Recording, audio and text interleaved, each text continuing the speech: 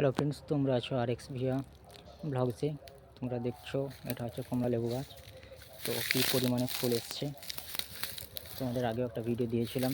তো এইভাবে ফুলগুলো ধরে কুঁড়ে এসে গেছে, প্রত্যেকটা গাঁঠে গাঁঠে ফুল এসেছে।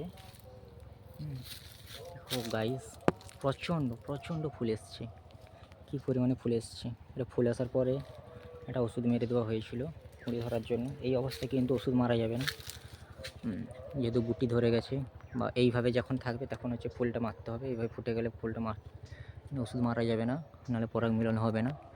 দেখো গাইস, প্রচণ্ড হয়েছে, উপরে হয়তো দেখানো যাচ্ছে না। প্রত্যেকটা গাঁঠে গাঁঠে দেখো প্রচণ্ড করে এসছে। আর কয়েকটা হচ্ছে ধরেও গিয়েছে, এই যে লেবু এগুলো হচ্ছে ধরেও গিয়েছে।